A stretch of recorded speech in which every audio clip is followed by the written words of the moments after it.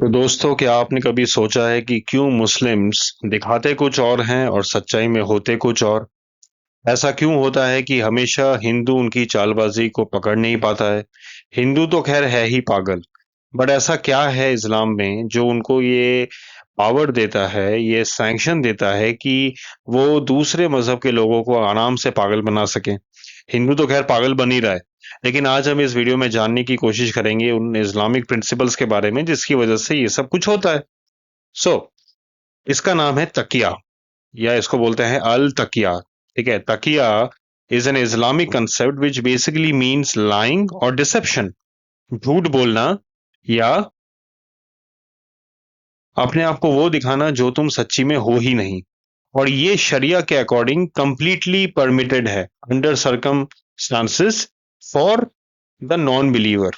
मतलब जो काफिर हैं, जो कि हम हैं, जो हिंदू है, उनको बेवकूफ बनाने के लिए, उनको अपनी सच्चाई को उनके सामने से छुपाने के लिए तकिया का जो कंसेप्ट है वो बिल्कुल अलाउड है, बिल्कुल जस्टिफाइड है, बिल्कुल परमिटेड है एज पर शरिया। ठीक है, तो जो नॉन बिलीवर्स हैं उनका ट्रस्ट गेन करने के लिए कभी कभी मुसलमान अगर चाहे तो अपने आप को वो दिखा सकता है जो वो असलियत में है नहीं। इसी को बोलते हैं तकिया, लाइंग और डिसेप्शन। तो इसके हम कुछ एग्जाम्पल्स आज देखने वाले हैं, क्योंकि हिंदुओं में प्रॉब्लम है कि हम लोग बहुत आसानी से पागल बन जाते हैं। तो पहला केस आप देख सकते हैं, जस्टिस अब्दुल नजीर। ये सुप्रीम कोर्ट के फॉर्मर जज थे। राम मंदिर के जजमेंट में सुप्रीम कोर्ट का जो वर्डिक्ट आया था, हालांकि उसमें किसी भी जज ने साइन नहीं किया था, लेकिन वो उस जजमेंट के बेंच में थे। लेकिन जब ट्रिपल तलाक का वर्डिक्ट आया था तब वो उसमें भी थे, लेकिन उन्होंने उसमें साइन करने से मना कर दिया था। क्यों? क्योंकि उनको लगा था कि ये जो केस था, जो ट्रिपल तलाक का जो केस आया था, वो डायरेक्ट इंटरफेरेंस है इन मुस्लिम पर्सनल लॉज। देख रहे हैं आप, वो अपने कौम को हमेशा ऊपर रखते हैं। उनके लिए नेशन, ये सब फेमिनिज्म, ये सब जो चीजें होती ना, एम्पावरमेंट और ये सब कुछ मायने नहीं रखता। दूसरे हैं farmer vice president of India Hamid Ansari. इनके फैमिली रिलेटिव रह चुके हैं मुख्तार अंसारी। जिन लोगों को नहीं पता मुख्तार अंसारी कौन है, वो उत्तर प्रदेश के एक बहुत ही ड्रेडेड गैंगस्टर रह चुके हैं। एक जमाने में वो बहुत बड़े बड़े उत्तर प्रदेश के इलाकों में राज करते थे। हिंदुओं के अंदर उनको लेके बहुत ज्यादा खौफ रहता था। हिंदू परिवारों को उन लोगों ने बहुत परेशान किया है जब समाजवादी पार्टी की सरकार थी वहां पे। ये जो महाशय हैं, इन्होंने जब ये ईरान में पोस्टेड थे एज एन एम्बेसडर, क्योंकि ये एक फॉर्मर आईएफएस ऑफिसर भी रह चुके हैं, इन्होंने हमारे रॉ एजेंट्स की जो असली आइडेंटिटी होती है, क्योंकि क्या होता है कि एस्पियोनाज में आप अपने स्पाई एजेंट्स की रियल आइडेंटिटी को छुपाते हैं जिससे कि वो अपना काम अच्छे से कर सके।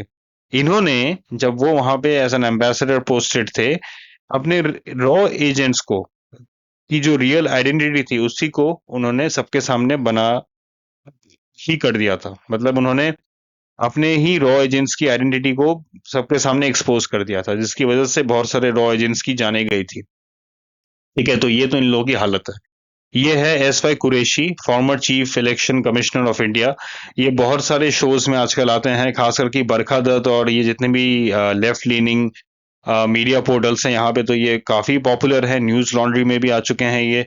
और ये अपने आप को बड़ा प्रोग्रेसिव, बड़ा ये वो दिखाते हैं, लेकिन सच्चाई कुछ और है। सच्चाई क्या है?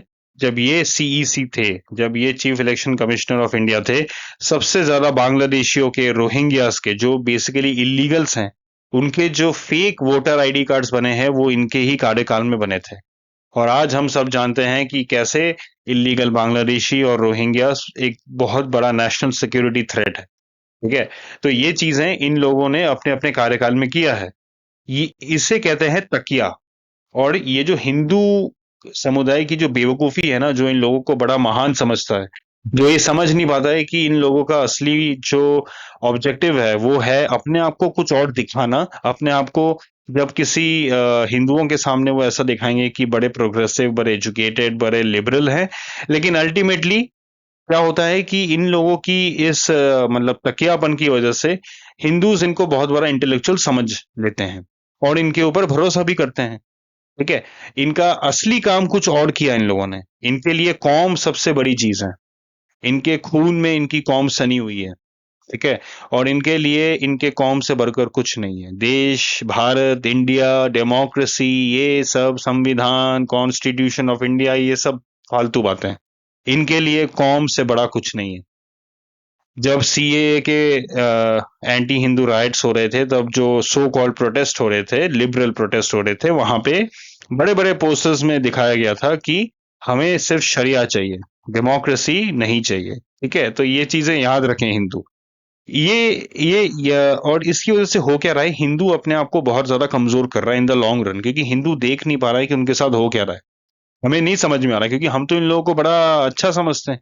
हम तो समझते हैं कि देखो मुस्लिम कम्युनिटी में कितने पढ़े लिखे लोग हैं, हमको ऐसा लग रहा है, लेकिन सच्चाई कुछ और ही है। वो इसे तकिया के रूप में इस्तेमाल करेंगे, आपके सामने कुछ दिखाएंगे और कुछ सच्ची में होंगे और कुछ। और अगर इनको पावर दे दोगे तो फिर ये कुछ और ही करेंगे। ठीक है, तो इसीलिए अपने आप को थोड़ा एजुकेट करें इस्लामिक प्रिंसिपल्स के बारे में, जिससे आप जिहादियों से बच सकें। एटलीस्ट अगर ना भी बच सके तो एटलीस्ट अपने आप को अवेयर करें, जिससे आप आइडेंटिफाई कर सके कि कहाँ पे ये टेक्निक्स वो लोग यूज कर रहे हैं। क्योंकि यूज तो वो कर रहे हैं, आप माने या ना माने, आप मानना चाहें या ना मानना चाहें, बट ये वो कर रहे हैं, ये अपने आप को कामोफ्लाज करने के लिए भी कर रहे हैं। ठीक है, अपने आप को दिखाएंगे कुछ और, सच्चाई होगी कुछ और। तो अपने अपने आप को थोड़ा जागरूक करें, एजुकेट करें, अपने परिवार को थोड़ा जागरूक करें, और उनको समझाएं कि कैसे ये इन सो कॉल्ड मुस्लिम इंटेलेक्चुअल से जितना हो सके दूर रहें। ठीक है, you take their words with a pinch of salt, do not take their words for what they are. क्योंकि ये लोग कभी भी अपने आप को एक्सपोज नहीं होने देंगे, बड़ा सोफिस्टिकेटेड तरीके से बात करेंगे, अपना लिबरल और एजुकेटेड और ये वो चीजें बोल के, सोफिस्टिकेटेड बातें करके अपने आप को वो, ठीक है, वो निकल जाएंगे। लेकिन जब इनको आप पावर दोगे, जो हमने ये 3 एग्जांपल्स देखे, उसमें से क्लियर है कि इनका पूरा एजेंडा है क्या। सो प्लीज अपने आप को एजुकेट करें, और तब तक अपने आप को आगे बढ़ाते रहें। मिलते हैं आपसे अगले वीडियो में। जय श्री राम।